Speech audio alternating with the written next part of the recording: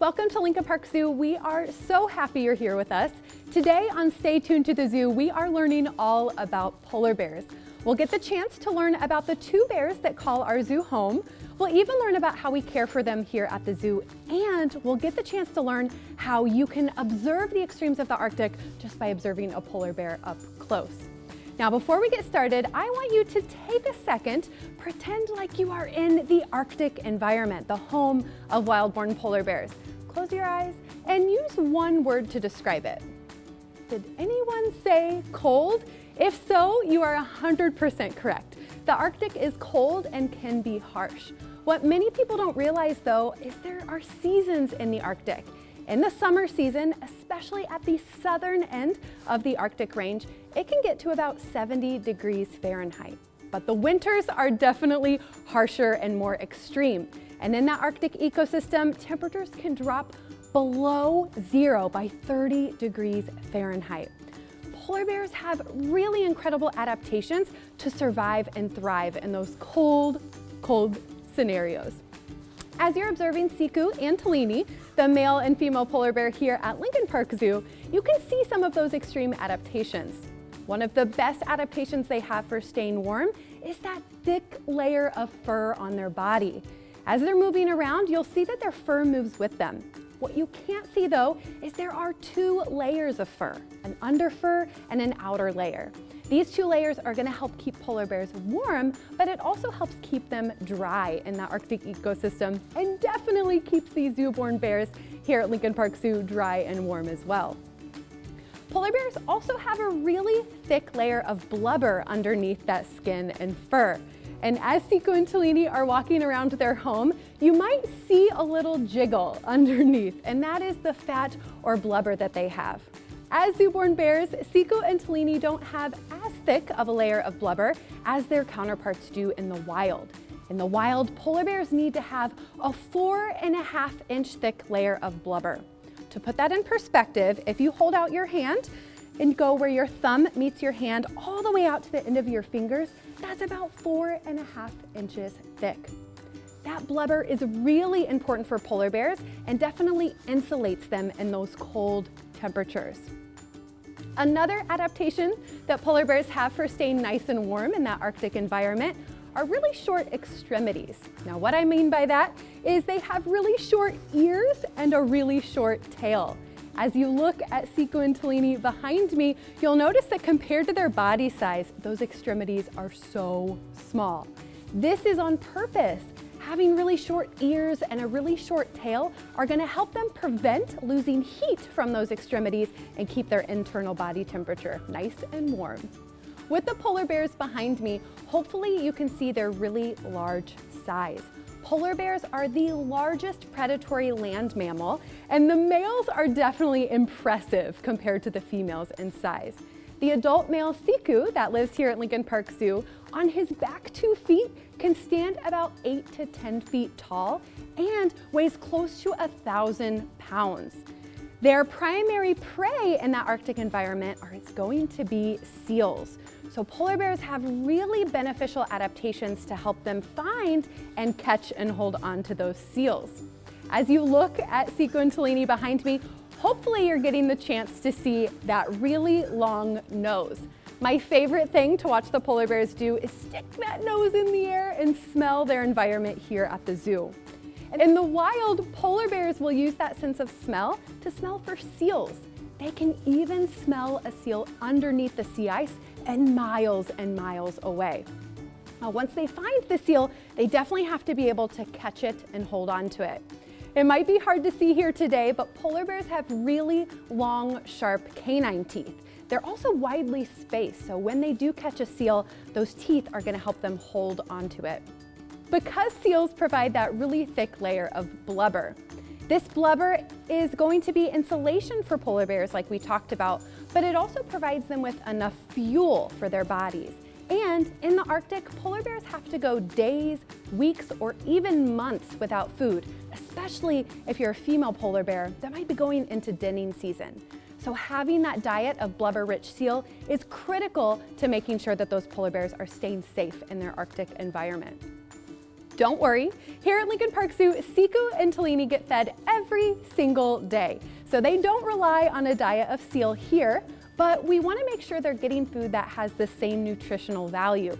So spread out behind me today throughout their habitat is a small part of their diet, like produce, fruits and vegetables, but they're gonna get a lot of meat as well, like fish, ground meat, and other protein-rich items throughout their habitat. If you also use the word big to describe the Arctic, you're also correct. The Arctic is big and vast, and many different countries make up the Arctic ecosystem. The Arctic itself has 3 different habitats: a forest habitat, an icy tundra habitat, and the sea. Now, in the winter with those extreme cold temperatures, those seas turn to frozen sea ice. And this frozen sea ice is the platform that polar bears use to hunt their primary prey, those seals that we talked about. If you're wondering, how can an 1,000-pound animal walk on the sea ice without slipping in? Don't worry, polar bears have adaptations for that as well. As we watch Siku and Tellini move throughout their home, you've probably noticed those really big paws. These paws are about the size of a dinner plate. Let me show you, for example. This is an average size of a dinner plate, and it measures about 8 to 12 inches across, the same as a polar bear's paw. So these large, wide paws are going to help a polar bear spread out their body weight over a larger surface area to make sure that they are not going through the ice. If you've ever walked on the ice during the winter time, you've probably been slipping around, but polar bears have an adaptation to prevent that as well. Underneath their paw pads, they have bumps on them called papillae. These bumps are going to provide them some traction, similar to a snow tire or even your snow boots that you wear in winter.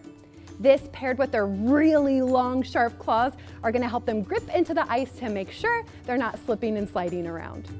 We've learned all about how polar bears are adapted for that Arctic ecosystem, and in fact, they dominate in the Arctic ecosystem. But it's important to know that the Arctic needs our help to stay the same. The Arctic is changing, and one of the biggest changes that we're seeing is less sea ice due to rising temperatures. You see, when humans burn fossil fuel like coal and oil for energy and transportation, we release excess amounts of carbon dioxide into the atmosphere. And what this excess carbon dioxide is doing is creating a heat-trapping blanket around our Earth, causing temperatures to rise. Now, rising temperatures can have big impacts in the Arctic ecosystem. We all know what happens to ice when it gets warm. It melts, and that's what we're seeing with the sea ice in the Arctic environment.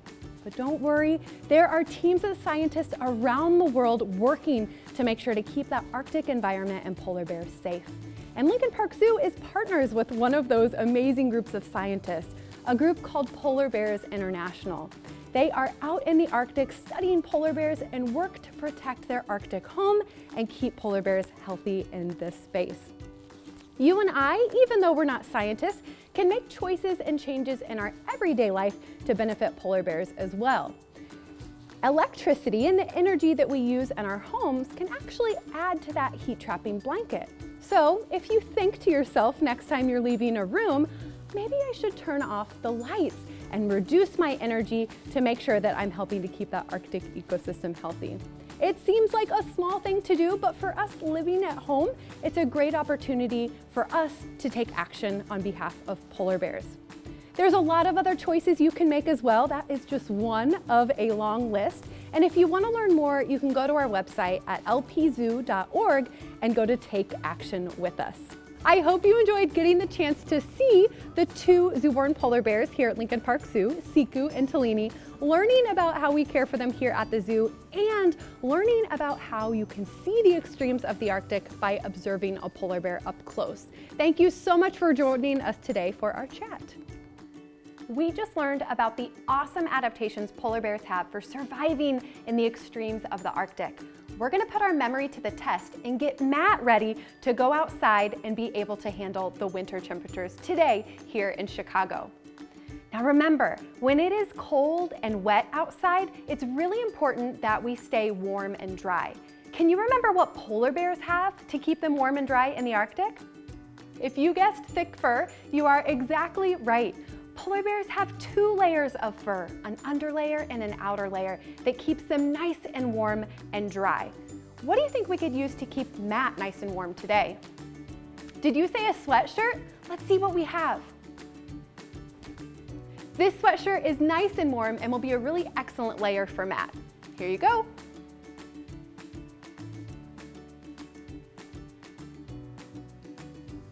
Great, Matt looks really nice and warm. Now we need a waterproof outer layer so he can handle the wet snow outside. Let's see what we have. These waterproof pants will be perfect for keeping his legs nice and dry. Here you go, Matt.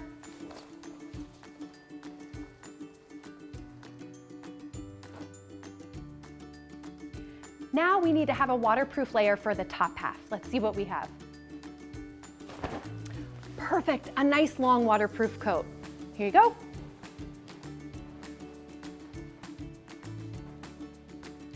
Perfect. Now remember, when there's a lot of snow and ice on the ground, it's really important to prepare your feet for their journey outside. Can you remember what polar bears have to help them walk on the snow and ice in the Arctic? If you guessed their paws, you are exactly correct. Polar bears have really wide paws, about the size of a dinner plate, to help them walk on the snow. And remember, they have incredible traction underneath to help them grip the ice so they're not slipping and sliding around. Let's see if we have some nice boots for Matt. Perfect. These boots are nice and wide and have an incredible layer of traction underneath, which will help Matt prevent from slipping on the ice. Here you go.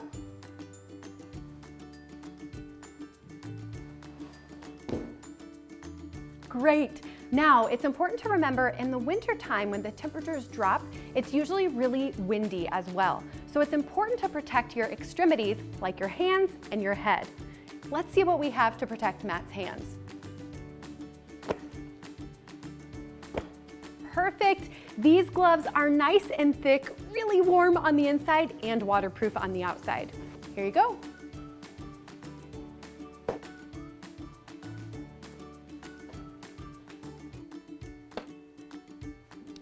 Last but not least, we just need to make sure that Matt's ears and head is protected so he's not losing heat out of them. Let's see what we have. Oh, this hat is nice and thick and really warm on the inside. Here you go.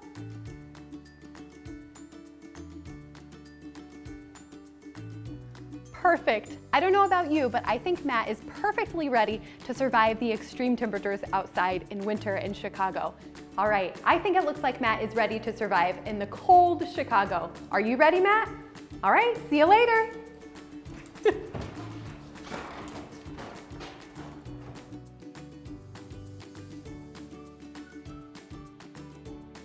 As Matt heads outside to enjoy the cold winter temperatures, thank you so much for joining us today. I hope you enjoyed learning about those awesome adaptations polar bears have for the extremes of the Arctic, and I hope you enjoyed using those skills to get Matt ready. Thank you so much for joining us today on Stay Tuned to the Zoo. Make sure you subscribe below for new episodes every Tuesday and Thursday.